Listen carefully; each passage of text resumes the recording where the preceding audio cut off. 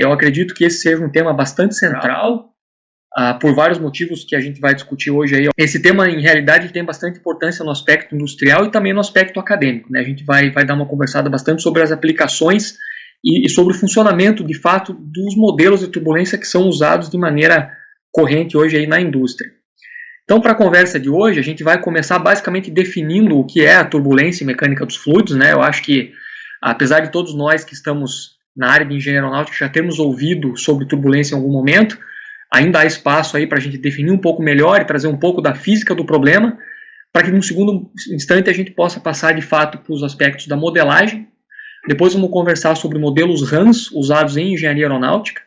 A gente vai explicar o porquê da escolha desse tipo de modelo em específico.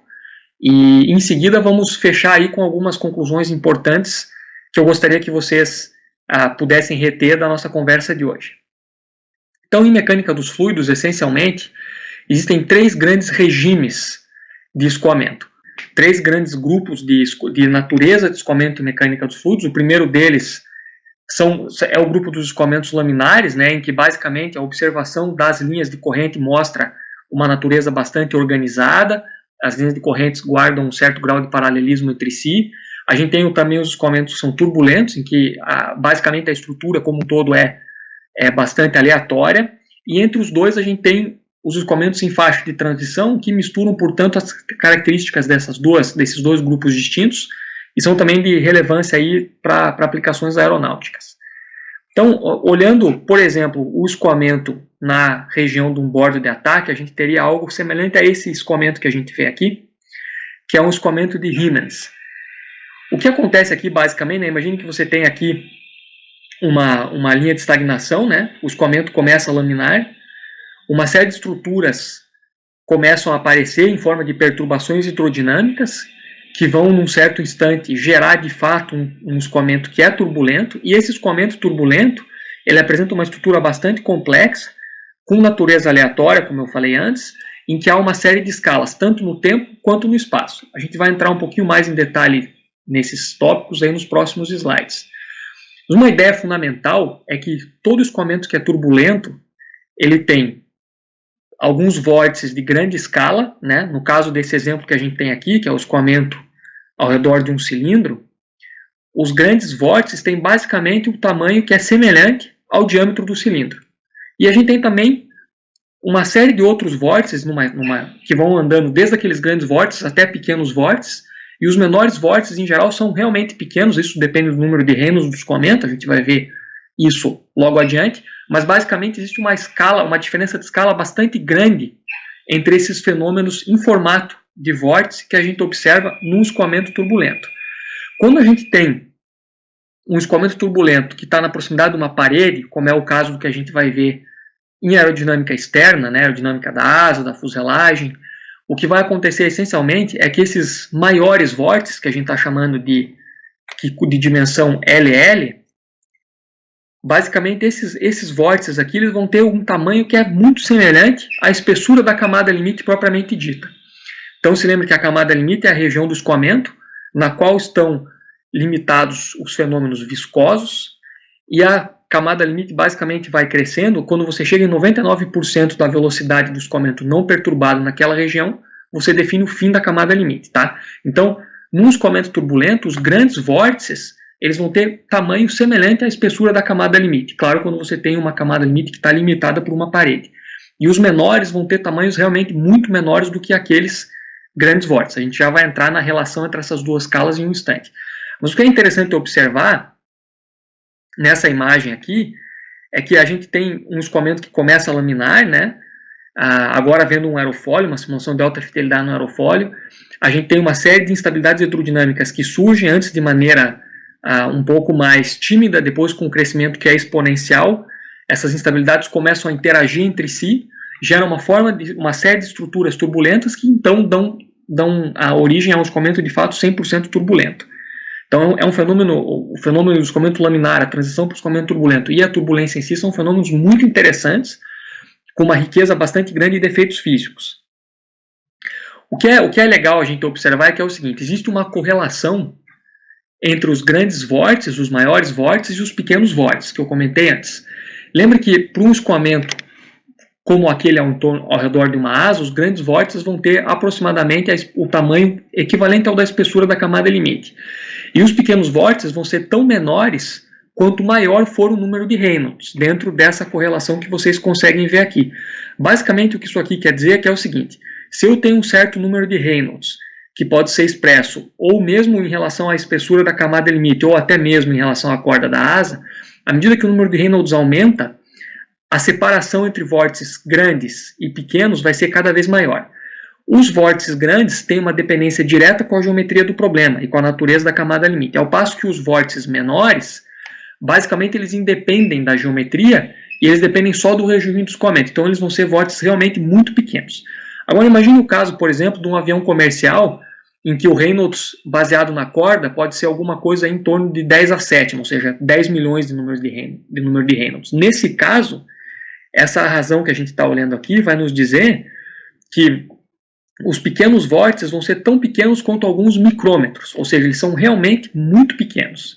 Então, para que a gente possa, de fato, captar os efeitos todos da turbulência, de uma forma ideal, a gente teria que ser capaz de simular esses vórtices menores, que são menores do que alguns micrômetros, ou seja, muito pequenos em relação à estrutura da asa ou às dimensões características da asa ou do aerofólio como um todo.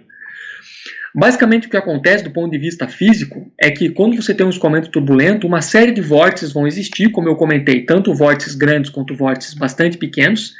Essencialmente, os vórtices grandes, que são aqueles cujas dimensões se assemelham às dimensões características do problema, eles são os vórtices que contêm bastante energia, e eles vão sofrer uma série de divisões até chegar nos vórtices menores, que são vórtices mais universais, como eu comentei antes, eles não dependem basicamente da geometria, e esses vórtices menores são aqueles nos quais vai haver dissipação de energia. Essa dissipação de energia, claro, ela vem do teu escoamento como um todo. Então, basicamente, isso quer dizer que você está gerando um consumo de energia, portanto, uma fonte adicional de arrasto. E isso acontece, basicamente, na dissipação de energia nos vórtices de pequena escala. A gente pode pensar também nessa questão da cascata da turbulência, né, que é o nome dado a esse fenômeno de quebra dos vórtices até vórtices de pequena escala, olhando o que seria uma distribuição em espectro de energia. Basicamente, o que esse espectro de energia está nos mostrando é o seguinte: a gente tem aqui uma medida da energia no eixo Y, e no eixo X a gente tem uma medida da dimensão. Essa dimensão aqui está expressa em número de onda, e o número de onda ele é o inverso do comprimento característico do vórtice. Então imagine que você tem um certo vórtice com um certo diâmetro L, ou D, né, L no caso da nossa nomenclatura. O comprimento de onda vai ser 2π dividido por L, ou seja, ele é de fato proporcional ao inverso do comprimento efetivo do vórtice. O que vai acontecer então, a exemplo do que a gente comentou antes na cascata, é que os grandes vórtices são aqueles onde a energia entra no sistema turbulento, existe um decaimento, e os menores vórtices são aqueles nos quais a energia é dissipada.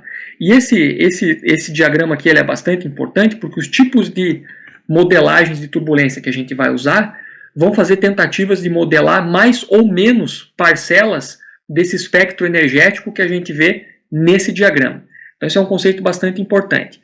Outro conceito que é também muito útil em estudos de turbulência é o conceito de distância adimensional da parede, que a gente chama de Y+, e também de uma velocidade adimensional chamada de U+. Então, basicamente, o Y+ é uma distância adimensional, né, ou seja, ela não tem nenhum tipo de medida, e ela essencialmente vai adimensionalizar uma distância Y que é física, usando a velocidade de fricção e um coeficiente de viscosidade cinemática. A velocidade de fricção, ela nada mais é do que a raiz quadrada, né? A definição dela é essa, ela tem dimensão de velocidade, e a definição é a raiz quadrada das tensões de cisalhamento na parede dividido pela viscosidade. Essa é uma definição apenas, tá? E quando a gente olha a velocidade adimensional, o U+, a gente simplesmente vai dividir a velocidade real, física, que tem uma certa dimensão, pelo U tal, que a gente definiu aqui embaixo como sendo uma velocidade de fricção. E essas grandezas são importantes por dois motivos. Primeiro, que elas definem bem o comportamento de uma camada limite turbulenta. E segundo, porque quando você está construindo uma malha para fazer simulação no escoamento que tem efeitos de turbulência, é muito importante você observar o Y+ do primeiro elemento. Então, você vai ter o centroide do primeiro elemento, né, vai haver uma distância desse centro do primeiro elemento logo saindo da parede até a parede. Então, imagina que você tem ali o aerofólio, a asa, você tem uma camada de prismas que está crescendo a partir da parede. Como a gente comentou na última live, essa camada de prisma ela é importante para você captar os efeitos viscosos que ocorrem na região da camada limite. Então, imagine o primeiro elemento dessa região de prisma na proximidade da parede. O centro desse primeiro elemento até a parede define uma certa distância. E vai haver um y correspondente a essa distância. Esse y para aquele escoamento e para aquela malha, né, claro que o y depende da natureza do escoamento também, ele vai ser uma grandeza importante para a gente verificar a compatibilidade daquela malha específica com aquele problema turbulento que a gente está estudando. Então tem uma série de modelos RANS para modelagem de turbulência que exigem que você use um y para o primeiro elemento em torno de 1 ou menor. E a gente vai conversar um pouco mais sobre isso em seguida, mas é uma grandeza importante de se ter em mente.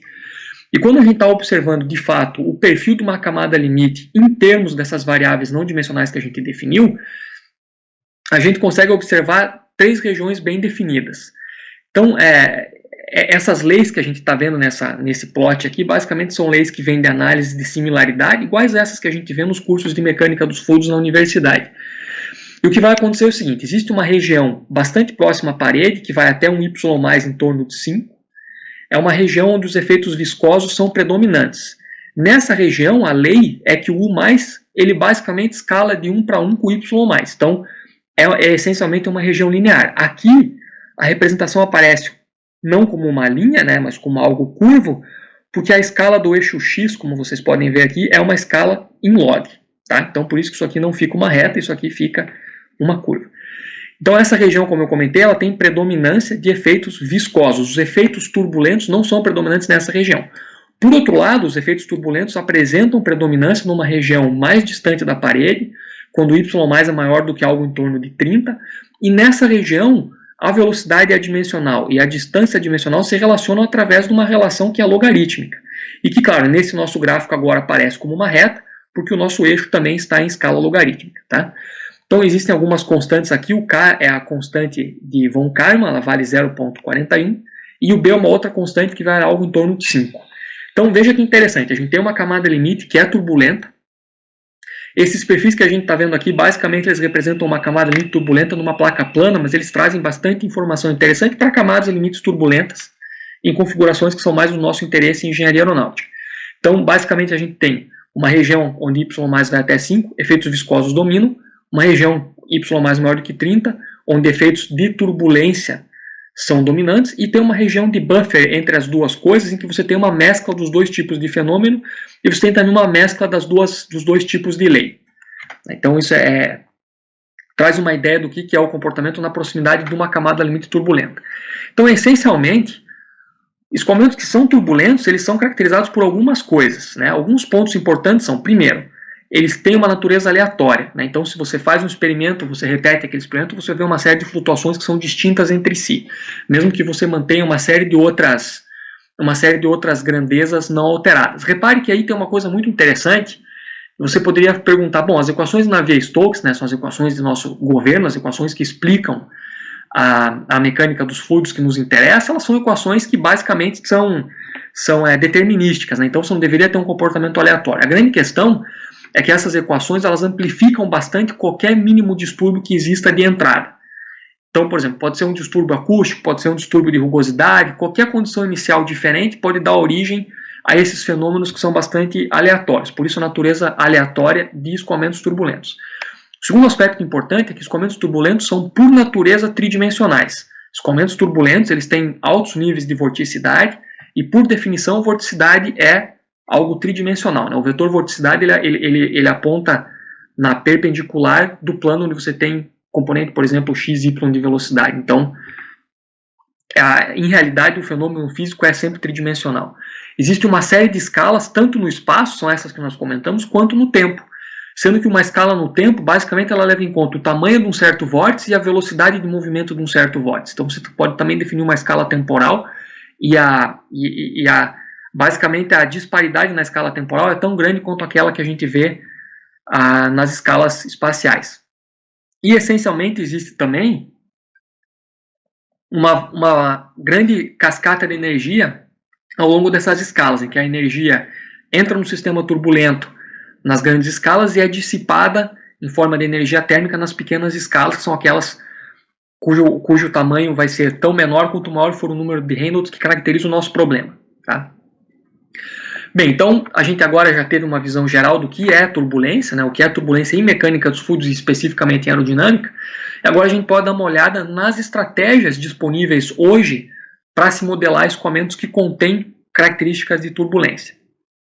Então, mais uma vez, a gente está sempre pensando e estudando e abordando as equações Navier-Stokes, que nós comentamos já nas outras lives. Né? Para quem não estava presente, só para dar uma lembrada rápida, as equações Navier-Stokes, elas têm, na verdade, elas são equações que enunciam 3 grandes princípios da física. O primeiro é a conservação da massa, como a gente vê aqui nessa equação da continuidade. A gente tem também um princípio da quantidade de movimento, que é uma leitura da segunda lei de Newton para uma partícula fluida infinitesimal, e a gente tem também a lei da conservação da energia. Né? Então, existe um pouco de questão de nomenclatura, mas em geral hoje é comum você chamar essas 3 equações vetoriais, né, que na verdade vão ser 5 equações, porque esse cara aqui, essa equação do meio, ela tem 3 componentes, né, em x, y e z. Então essas 5 equações juntas são chamadas equações Navier-Stokes muitas vezes, e são elas que vão nos ajudar a entender o processo de turbulência no tipo de mecânica dos fluidos que nos interessa em aerodinâmica de aeronaves. É importante a gente frisar aqui que essas equações, elas contêm toda a dinâmica da turbulência nelas mesmas. Então, se você é capaz de resolver isso aqui com uma malha fina o suficiente, você consegue reter e observar todos os fenômenos turbulentos que eu comentei nos slides anteriores. Claro que no mundo ideal a gente vai precisar de uma série de simplificações e hipóteses, né, e níveis de modelagens. Então, essencialmente, nesse gráfico aqui o que a gente tem são uma série de níveis. À medida que a gente anda para cima, a gente diminui o nível de modelagem, porque a gente está chegando mais perto da física real. Entretanto, a gente aumenta bastante o custo computacional. Então, essencialmente, na base da pirâmide, para tratar efeitos turbulentos, né, num ambiente viscoso, a gente tem os modelos RANS, sobre os quais a gente vai falar um pouquinho hoje. Você pode ter também esses modelos RANS na forma não estacionária, né, que você tem uma variação temporal do problema, que é retida no equacionamento. E aí, logo em seguida disso, você pode passar por o que é chamado LS, né, são as simulações de larga escala. A gente vai comentar um pouquinho sobre o que é LS logo em diante. E a gente tem também, um pouco antes do LS, as simulações ou os métodos híbridos RANS-LS, em que você usa um acoplamento entre os 2 tipos de modelagem, né?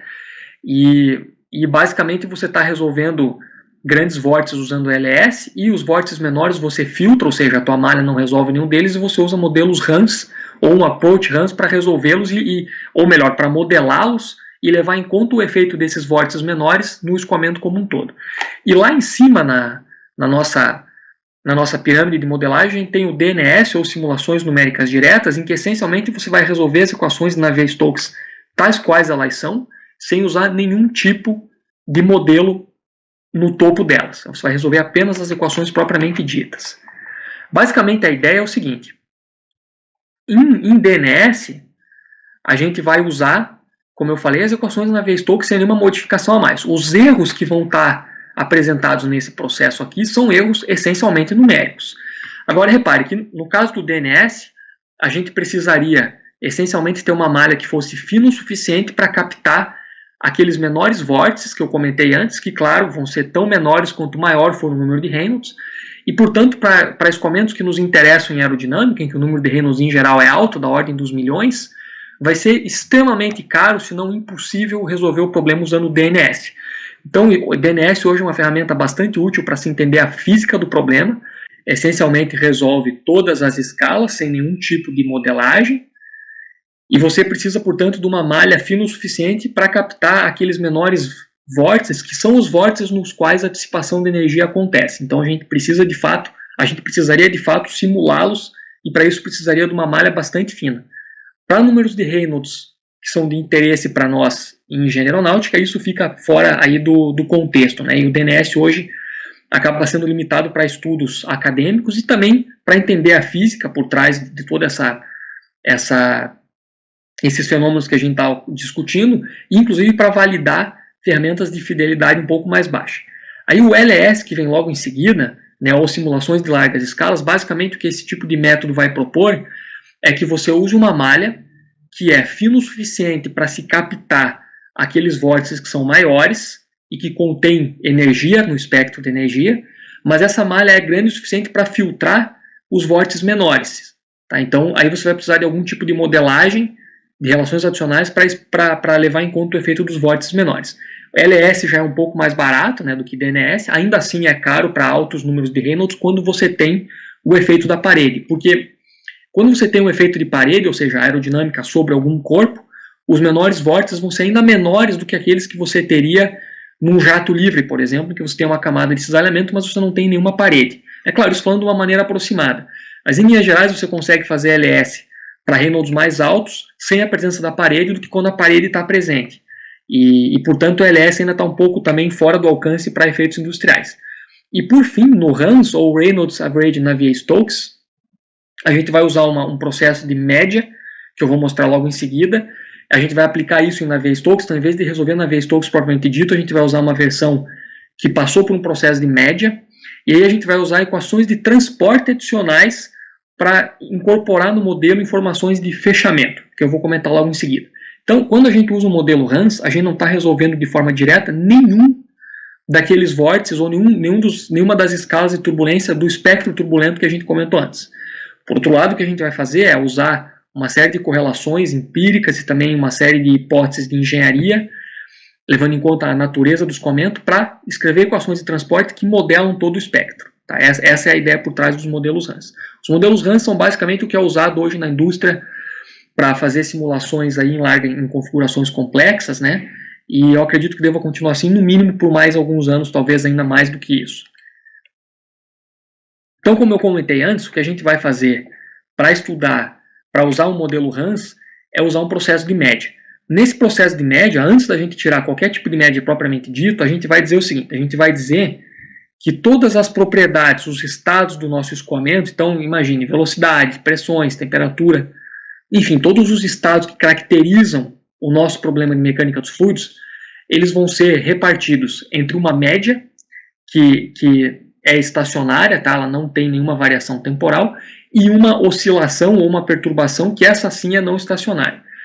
E essa média, basicamente, ela vai ser uma integração no tempo, e a gente vai resolver o problema pegando todas essas variáveis médias, substituindo elas nas equações de governo e escrevendo a equação resultante para o problema médio. Na verdade, desculpa, o que a gente vai fazer é, a gente vai substituir essa decomposição aqui em todos os estados nas nossas equações de governo, e depois a gente vai tirar as equações para as médias, porque quando a gente olha o modelo RANS, a gente não está interessado em observar a evolução das perturbações, como a gente faz em outros métodos, como por exemplo métodos de estabilidade dos escoamentos. A gente está interessado em observar a média e observar como que essas flutuações impactam o escoamento médio. Essa é a ideia por trás do processo. E quando a gente fizer isso e for escrever as equações para as propriedades médias, que são aquelas que de fato nos interessam, o que vai acontecer é que vão surgir termos como esse cara aqui, em que você tem o produto de perturbações, tá? Então, o prime aqui são perturbações, né? E essas perturbações aqui, elas não têm uma relação fechada. Então, todas as outras relações a gente consegue resolver. Repare que essas relações, que são as grandezas, médias, são aquelas para as quais a gente está resolvendo as equações de governo. Só que esses termos aqui, que são termos chamados de tensões de Reynolds, né, que são tensores, eles não fazem parte da solução, eles são termos não conhecidos. E se a gente quiser, então, fazer um outro processo de média para modelar esses termos, a gente vai acabar com uma correlação tríplice, em que a gente tem mais uma perturbação multiplicando. E esse processo vai ser infinito, o problema não é fechado. Então a gente precisa usar, em cima desse processo de média, algum tipo de hipótese para buscar o fechamento do problema.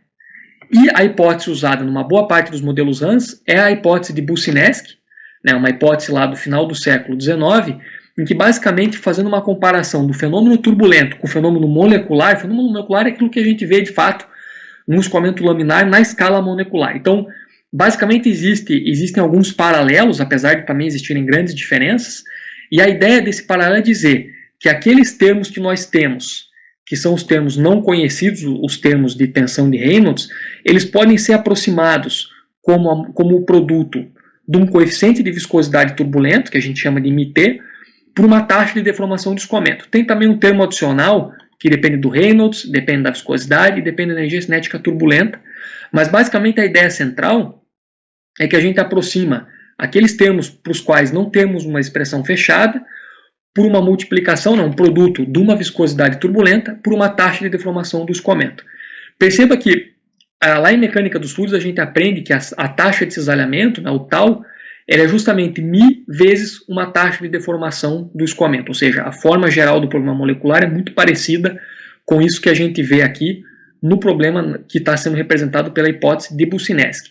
Então, basicamente o que a gente fez foi substituir uma variável que não havia formulação, que era desconhecida, por um produto de variáveis que a gente conhece e por uma viscosidade turbulenta μt. E o grande problema de modelagem vai ser achar uma forma ou propor uma forma de se modelar essa viscosidade turbulenta. Essa é a ideia por trás do processo que nós estamos conversando aqui.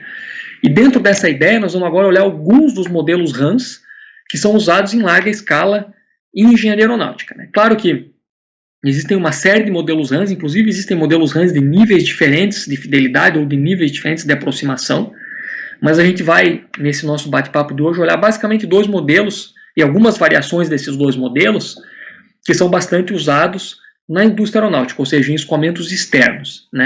E a gente vai também olhar alguns exemplos de simulações de CFD que foram baseadas nesse tipo de approach, no approach RANS, e vamos tirar algumas conclusões em relação a isso. Então, o primeiro modelo, acredito que vocês devam ter ouvido falar já, é o modelo de Spallar-Almaras, ou SA, que é um modelo de uma equação de transporte adicional. E a equação é essa que vocês veem aqui. A gente não vai hoje entrar em detalhe em cada um dos termos e em cada um dos coeficientes que calibram esse modelo, mas a ideia básica é mais ou menos o seguinte: a gente tem uma equação de transporte para uma variável que vai ser correlacionada com o MT. Então, à medida que se resolve essa variável no campo do escoamento, para cada um dos elementos, ou cada um dos elementos de malha no escoamento, eu tenho também uma informação da viscosidade turbulenta. E essa viscosidade turbulenta vai ser usada junto com a hipótese de Boussinesq para modelar aqueles termos das equações médias que estão faltando. Então essa é a ideia, você vai resolver uma nova equação simplesmente para obter aquela variável que estava faltando ou que é a variável que fecha o teu problema de modelagem.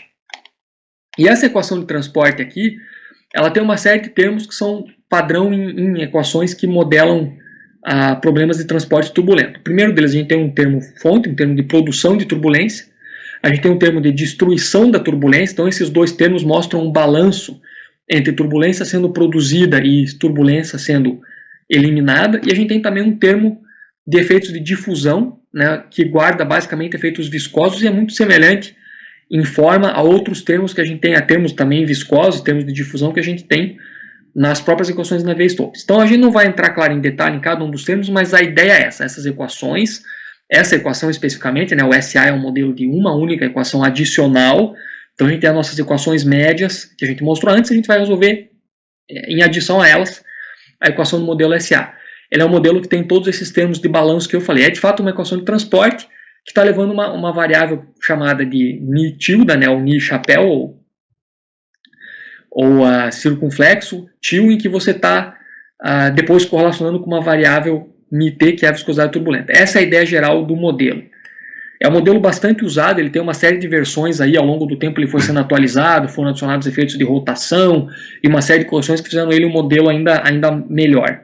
E ele tem a vantagem de ser um modelo de uma única equação de transporte adicional, não duas ou três ou até mais, como alguns outros modelos. Os modelos RANS, em geral, é importante a gente ter em mente o seguinte: esse processo de média temporal, de filtragem temporal que a gente observou lá nos modelos RANS, eles basicamente anulam todos os efeitos de escala que ilustram a transição do escoamento de laminar para turbulento. Então, todos esses efeitos são efetivamente perdidos no processo de filtragem. Então, isso quer dizer, basicamente, quando você faz uma simulação com o modelo SA padrão, você está assumindo que todo o teu escoamento é turbulento, lá do bordo de ataque até o bordo de fuga. E em muitos casos isso não é necessariamente verdadeiro. Então a gente pode fazer modificações no modelo SA para também levar em conta efeitos de transição laminar turbulento. Nesse exemplo que eu estou mostrando aqui para vocês, a gente usou um tipo de ferramenta que faz parte da classe de estabilidade de escoamentos, em que basicamente a gente pega um escoamento que é laminar e coloca uma série de modos hidrodinâmicos nesse escoamento, observa a evolução espacial desses modos e observa se esses modos estão sendo amplificados ou atenuados. E se eles estiverem sendo amplificados, a gente usa uma série de medidas de amplificação para observar se esses modos são capazes de levar aquele escoamento que era originalmente laminar para um estado turbulento. E aí aqui a gente tem duas simulações interessantes, em que basicamente, em uma delas, nessa que vocês veem aqui embaixo, esse módulo baseado em estabilidade de escoamentos, ele foi acoplado ao modelo SA, que era todo turbulento, e ele conseguiu levar em conta efeitos da transição. Então, aqui o que a gente vê nesses contornos das duas figuras são os contornos da variável transportada pelo modelo SA, ou a variável do modelo SA, né? E a gente vê que a região em Bordeaux aqui é uma região que tem produção de turbulência. A gente vê que ela é bastante atenuada quando a gente inclui efeitos de transição laminar turbulenta. Então isso, a inclusão desse tipo de efeito em simulações RANs hoje, ela tem sido bastante estudada, tanto na indústria quanto na academia, e é interessante porque ela traz um aumento da concordância com o dado experimental. Então, fato é que a gente está usando uma ferramenta numérica e a gente quer sempre observar como essa ferramenta numérica se compara com experimentos. Claro que experimentos, eles têm também as suas limitações e a gente tem que estar ciente delas quando fazemos comparações.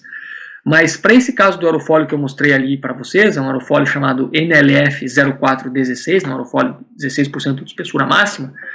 Quando a gente faz uma simulação toda turbulenta e compara com o túnel de vento, a gente vê um erro no arrasto que é bastante grande, é um erro lá que chega em torno de quase 70%. E quando a gente reduz, ou melhor, quando a gente inclui efeitos de transição, esse erro cai para algo um pouquinho superior a 5%.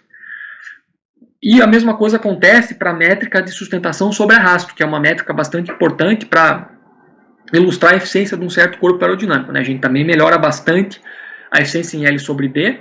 A gente piora um pouquinho a medida da sustentação, e isso é algo que tem sido observado aí com vários modelos de transição, mas a gente melhora também um pouquinho a predição de momentos. Então, em geral, a gente tem uma melhoria grande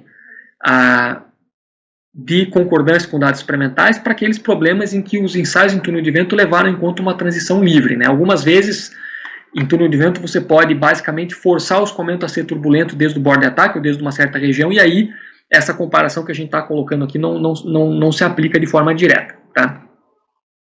Aí um segundo modelo que é também bastante usado em aerodinâmica externa é o SST, né? SST vem de Shear Stress Transport, e basicamente agora a gente vai adicionar duas equações de transporte às equações que a gente já estava resolvendo antes.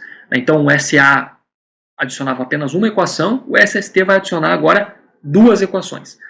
A ideia do SST é uma ideia bastante interessante, que é a seguinte: existem outros modelos, né? Provavelmente vocês já ouviram falar, um deles é o K-omega e o outro é o K-epsilon. O modelo K-omega, ele reconhecidamente trabalha bem em regiões próximas à parede, e o K-epsilon, por outro lado, trabalha melhor em regiões mais afastadas da parede. Então a ideia do SST basicamente é combinar esses dois modelos de uma forma zonal, em que perto da parede você resolve o K-omega, e longe da parede você resolve o K-epsilon. Essa é a ideia geral desse modelo. Então agora você está resolvendo duas equações de transporte. Essas equações de transporte, uma delas vai resolver, ou vai transportar, né, e vai ser resolvida para energia cinética turbulenta, e a outra vai ser resolvida por uma medida de dissipação turbulenta, que é a variável ômega.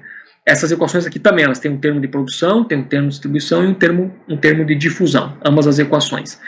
E, claro, a gente não vai olhar todos os parâmetros, todos os coeficientes do modelo, né, mas o μt, que é a variável que nos interessa para criar o fechamento via hipótese de Boussinesq, ela é correlacionada às variáveis transportadas, né, a energia cinética turbulenta e a medida de dissipação ou frequência específica, através de uma correlação específica do modelo.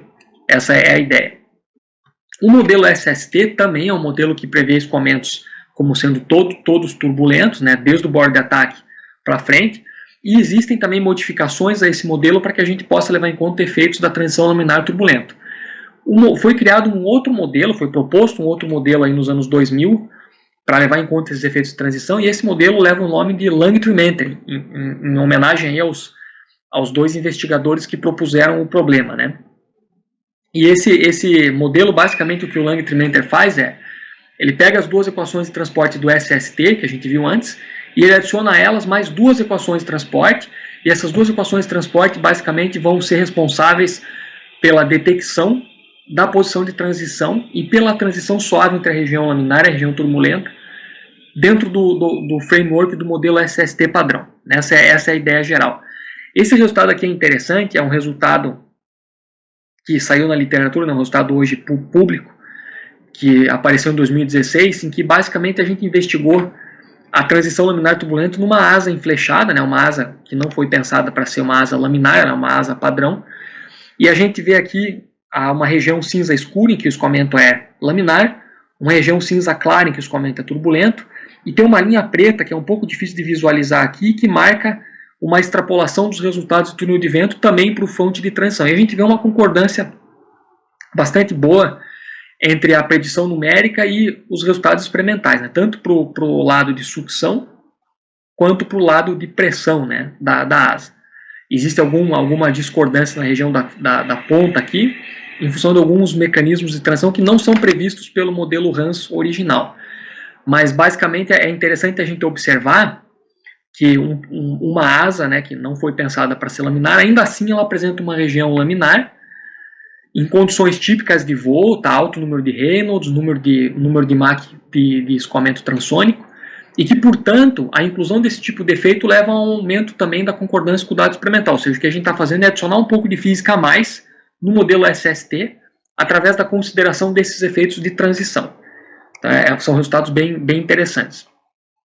Outros aspectos em que é legal você usar modelos Hans e observar o comportamento do modelo Hans são aquelas situações que você tem dispositivos high lift, né, de hipersustentação. São situações nas quais a física é bastante interessante, tem uma série de fenômenos físicos complexos, né? Por exemplo, você tem a interação entre as esteiras dos elementos entre si, então você tem, por exemplo, a esteira do slat interagindo com o elemento principal, e depois a esteira do elemento principal interagindo com o flap.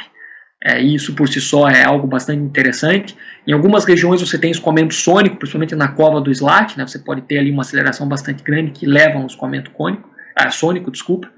E é comum também em que cada um dos elementos do hipersustentador você tem a transição, porque o número de Reynolds local ele é diminuído, né? Você tem uma corda menor no slat, uma corda menor no flap, e isso causa uma transição do escoamento laminar para turbulento. Então, quando a gente adiciona esses efeitos, a gente chega um pouco mais perto da realidade física. E aqui o que vocês estão vendo nessa figura é, no lado esquerdo, você está vendo basicamente os resultados obtidos com o SST, regime todo turbulento. Os contornos aqui são contornos de coeficiente de fricção, e a gente tem também linhas de desalhamento na superfície, mostrando o que está a topologia do escoamento, tá? E a gente vê valores bastante altos do coeficiente de fricção. No lado direito, a gente tem a mesma geometria, agora sendo estudada com efeitos de transição, usando o modelo Lang trimétrico que eu comentei antes. Aqui a gente vê valores menores do coeficiente de fricção, basicamente porque está acontecendo a transição, né? Você tem uma região laminar, a região laminar ela sofre uma amplificação dos modos, que é mimicada pelas equações de transporte, tá? As equações de transporte elas não estão de fato resolvendo modos hidrodinâmicos, elas estão apenas encapsulando os efeitos desses modos nas equações de transporte.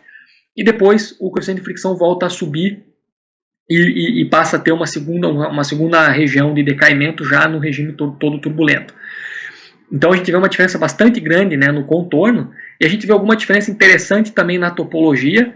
Por exemplo, tem uma região de separação aqui quando você tem transição incluída no flap, e você tem uma região de separação também na junção da asa com a fuselagem, especificamente na região do flap na junção da asa com a fuselagem.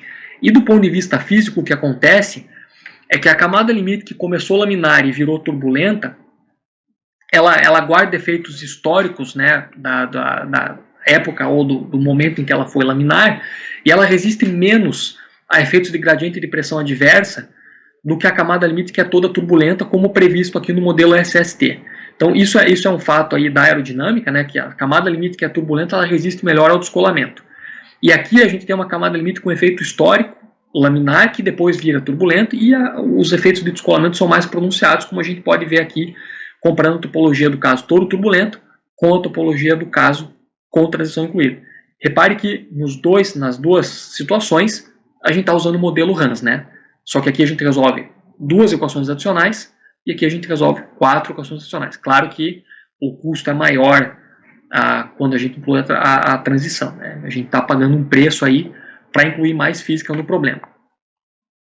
E olhando para essa mesma geometria que eu mostrei antes, olhando uma curva CL alfa, né, que a gente vai ver, a gente tem dados experimentais de túnel aqui em verde, depois a gente tem dados em azul do modelo Langtree-Mentel, ou seja, considerando transição, e em rosa a gente tem resultados do modelo SST padrão. E a gente vê que a inclusão do efeito da transição leva a um afastamento um pouco menor na região linear da curva CL-alfa, né, em relação àqueles resultados que foram obtidos exclusivamente em modo todo turbulento. E à medida que a gente chega na região não linear da curva e na região de separação, claro, nenhum dos dois modelos Hans capta bem a região com separação massiva. Esse é um desafio muito grande para modelos Hans. A alternativa seria usar modelos Hans em regime não estacionário, porque o problema físico com o vórtice separando ele tem efeitos não estacionários. Ou então usar métodos de mais alta fidelidade, claro, a um custo bastante mais alto. Então, basicamente a ideia é mostrar que os modelos Hans fazem bastante coisa interessante, mas eles também têm uma série de dificuldades em situações como, por exemplo, a dinâmica do high lift, né?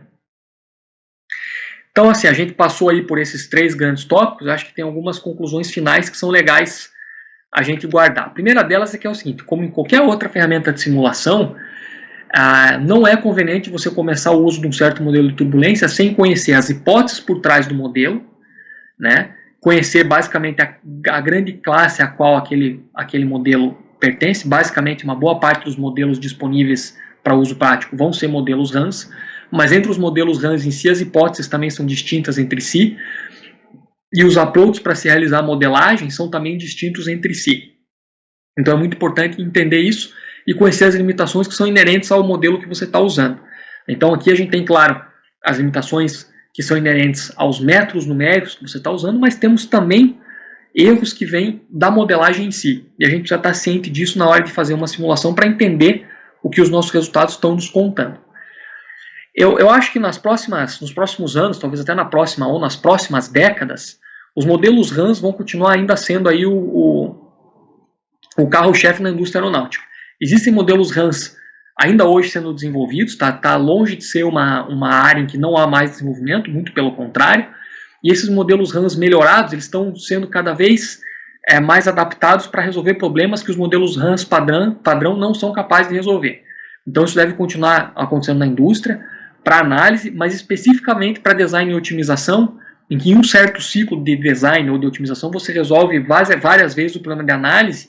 Então você fazer um processo de otimização de uma geometria complexa usando LS, ou mesmo modelos híbridos Hans, LS é algo que está ainda bastante longe aí da nossa realidade para a indústria, tá?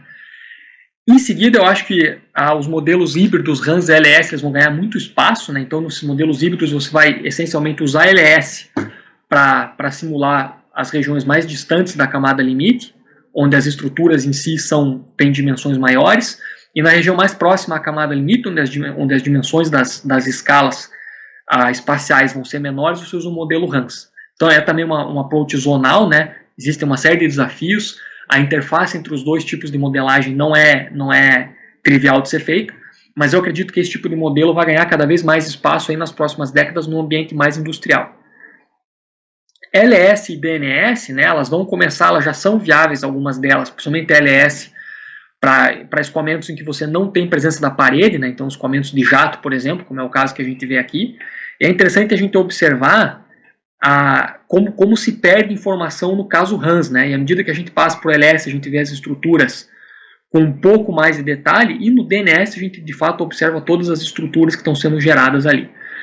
Para efeitos de escoamentos que estão sendo limitados por uma parede, né, como são esses que nos interessam em aerodinâmica da asa, fuselagem, etc., vai ainda demorar para a gente conseguir fazer LS e DNS de forma em escala industrial, né? Isso vai vir com o tempo, eu acho que vai demorar ainda, então a gente vai continuar com os modelos Hans por mais algum tempo, né? A pesquisa e o desenvolvimento e modelagem da turbulência é um campo muito ativo aí hoje, tanto na indústria quanto na academia, né? Eu acho que tanto a indústria quanto as universidades e o Instituto de Pesquisa têm interesse em entender melhor, O fenômeno de turbulência não é um fenômeno simples do ponto de vista topológico, ele não é também um fenômeno simples do ponto de vista de modelagem. Então tem muita coisa acontecendo, inclusive na área de modelos RANs, né? Por exemplo, aqui a gente tem um print screen, né, de um paper recente, desse mês, maio de 2020, do IA Journal, em que basicamente o Felipe Spalari e um coautor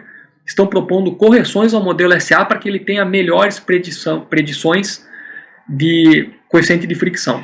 Essas correções aqui específicas são para números de Reynolds mais baixos, então elas não necessariamente nos afetam em engenharia aeronáutica, onde os números de Reynolds em geral são mais altos, de forma direta. Mas isso aqui serve para mostrar que existe de fato muita pesquisa acontecendo, muito desenvolvimento acontecendo, e o que deve acontecer é que basicamente essas publicações que são essencialmente acadêmicas, né, elas devem começar aí a achar lugar também nos solvers comerciais ou mesmo nos solvers open source que estão disponíveis para a comunidade que trabalha com engenharia aeronáutica. Então essa era basicamente a discussão que eu queria trazer aqui para vocês hoje, em relação à modelagem de turbulência, né? Como eu disse, é um tópico bastante amplo, e essa cobertura que a gente fez aqui hoje, ela está longe de ser exaustiva, mas eu acho que ela dá uma primeira ideia para vocês de como se modela a turbulência, como esses efeitos turbulentos são muito importantes no aspecto do CFD na indústria aeronáutica, né? Então, eu acho que essa era a mensagem. A gente pode aí passar para algumas perguntas, né? A gente teve algumas perguntas aí que foram mandadas antes, então vamos responder algumas delas. Tem uma pergunta aqui que é a seguinte: existe algum material para aprender a interpretar os mapas de pressão sobre o modelo? Bem, eu entendo que a questão aqui é basicamente saber se existem materiais aí que mostrem como entender melhor a topologia de escoamento que vem ali de uma simulação de CFD, né? Existem uma série tanto de artigos quanto tutoriais, muitos deles disponíveis online, em que o autor mostra uma certa simulação, mostra os resultados e explica o que da física está sendo ilustrado naqueles resultados. Então existe bastante coisa assim. A gente pode depois fornecer aí algumas sugestões de literatura. Uma outra pergunta aqui do Fábio é a seguinte: qual o elemento mais importante nas simulações de engenharia? Ou seja, qual o seu objetivo final? Bem, apesar de que talvez aqui a pergunta seja de fato qual é o objetivo final de se usar a simulação em engenharia, né? Eu acho que talvez a gente pudesse quebrá-la em duas e de fato responder quais são os elementos mais importantes. Eu acho que os elementos mais importantes num processo de simulação em engenharia, seja em aerodinâmica, seja em outras áreas, é a gente entender bem a física que nos interessa, né? Entender o problema que a gente está tentando simular, e depois de fazer uma boa escolha da ferramenta que vai ser o melhor match para aquele tipo de problema, levando em conta a física que a gente precisa reter sem deixar escapar e os recursos computacionais e tempo que nós temos para resolver aquele problema específico. Quanto ao objetivo fundamental de simulação em engenharia, eu diria que o objetivo fundamental mesmo das simulações é auxiliar o engenheiro de desenvolvimento, seja o aerodinamicista, seja o engenheiro de estrutura, seja o engenheiro de controle, a fazer o seu desenvolvimento de uma forma mais consciente, né, levando em conta efeitos físicos que estão envolvidos naquele processo, de uma forma também mais barata, né? E, claro, trazendo isso tudo sempre que possível para fases mais iniciais do projeto, para que a gente possa entender de fato o que está acontecendo o mais cedo possível e eventualmente mitigar problemas que possam aparecer de forma mais rápida e, portanto, mais econômica. Então, as ferramentas de simulação, elas não substituem o engenheiro, elas não substituem o julgamento de engenharia, elas apenas auxiliam o engenheiro na tomada de decisão dentro de um processo de desenvolvimento. Vamos ver o que mais aqui. Qual o melhor software para estudar a turbulência em CFD? XFLR5 ou ANSYS? Bom, basicamente a ideia é o seguinte: o XFLR5, né, é uma ferramenta em que você tem um método que é invícido com correções de viscosidade. Já nas ferramentas ANSYS, você vai ter aí efeitos de turbulência sendo inclusos na formulação. Então a ideia fundamental é o seguinte: quando a gente quer olhar a turbulência propriamente dita, a gente quer levar em conta de forma mais acurada os efeitos de turbulência, é sempre mais interessante a gente usar aquelas ferramentas que retenham esses efeitos, que usem no mínimo modelagem RANS, né? Essa é a ideia geral. Qual seria o melhor software para uma análise de turbulência dentro do Aerodesign? ANSYS, CFX ou Fluent? Olha, Em relação a duas ferramentas específicas, né, como o CFX ou o Fluent, eu acho que isso depende de uma série de coisas. Assim, eu acho que ambas as ferramentas são suficientemente boas para você fazer uma análise de escoamentos que tem turbulência, né, dentro do universo do aerodesign. A grande questão é a ferramenta para a qual você tem uma licença, né, essas duas são ferramentas pagas, e a ferramenta que você se sente mais confortável em usar. Eu acho que as duas têm uma série de modelos implementados, né, as duas possuem esses dois modelos que eu citei aqui hoje, então realmente a escolha recai sobre qual das duas ferramentas você tem à sua disposição aí. Legal, aqui, ó. Como essas modelagens de transição influenciam em análise de icing? É possível manter a qualidade de predição mesmo após o ICE A-Creation? Então veja só, eu nunca investiguei especificamente o problema de icing com um modelo de transição estando ligado. A gente pode aqui especular que quando você tem um efeito de transição, você modifica a característica da camada limite e que isso pode ter um efeito no mínimo de segunda ordem na formação de gelo, mas eu não conheço um resultado ou experimental ou numérico que mostre isso de forma concreta. Mas o que eu acho que é interessantíssimo a gente citar aqui é o seguinte: se você tendo formação de gelo, principalmente se você tiver aquele gelo em forma de lixa na região do bordo de ataque, a rugosidade adicional que esse efeito de gelo vai trazer muito provavelmente vai disparar a transição do laminar para o turbulento de forma bastante rápida. Então, se você tinha, por exemplo, uma asa pensada para ter uma alta região de escoamento laminar, aquele gelo aquele gelo com natureza rugosa, né, com cara de lixa, ele provavelmente vai fazer o escoamento todo virar turbulento de maneira bastante rápida. Mas é uma pergunta muito, muito interessante essa daqui.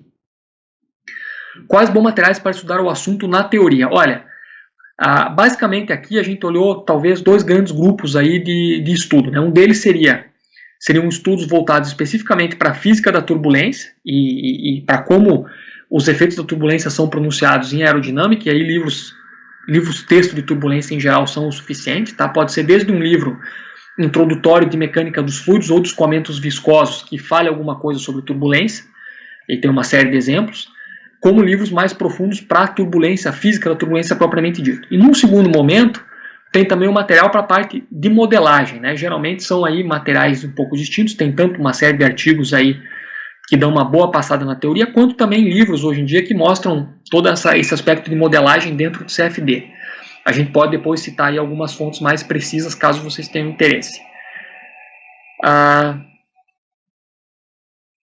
Aqui tem outra pergunta. Eu poderia utilizar duas simulações, SST e outra LS, para sobrepor seus resultados e analisar tanto a região próxima ao aerofólio quanto a região mais afastada? Você pode fazer isso, claro, né?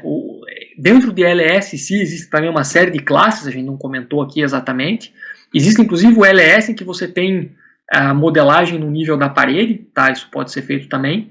E claro, é uma comparação que vai mostrar basicamente que no LS você vai enxergar uma série de estruturas de grande escala que no SST você vai ver só como forma de contorno, né? Eu acho que é interessante esse tipo de comparação, caso haja o recurso computacional, para se entender justamente qual é o nível ou a diferença do nível de representatividade física de cada um dos dois modelos, né? Tanto o SST quanto um approach LS. E uma última pergunta aqui é a seguinte: a predição de turbulência com alta fidelidade é mais para arrasto, parasita e regiões não lineares, como próximo ao CL máximo e stall, por exemplo? No cenário de aerodesign, por exemplo, não seria desprezível? Então, de fato, se você for fazer essas predições com ferramentas de mais alta fidelidade, e isso que você falou é verdadeiro, né? Você vai estar com uma capacidade maior de fazer predições perto ao CL máximo, que você tem uma região de descolamento massivo, e você vai estar também mais adequado para fazer simulações de arrasto aí de excrescência, né? Arrasto parasita, como você comentou. Claro que para arrasto parasita é bastante delicado, porque você vai precisar de uma malha que seja capaz aí de captar bem os efeitos que você tem, os efeitos de gap, step, etc., né? Agora, claro, para uma análise inicial, né, como no aerodesign, por exemplo, a gente pode afirmar que uma simulação do tipo RANS mesmo, com alguns desses dois modelos que eu mostrei, ou outros aí disponíveis nos códigos que vocês estão usando, elas são mais do que suficientes para dar uma ideia inicial bastante boa, tá? É interessante que na academia, muitas vezes, não se gosta muito de usar modelagem RANS, porque existe um nível de aproximação mais alto. Mas na prática a gente vê uma série de aviões voando, né, em todos os cantos do planeta, que foram essencialmente desenhados e muitas vezes otimizados usando modelagem RANS. Então, eu acho que dá sim no aerodesign para usar esses modelos RANS sem nenhum peso na consciência.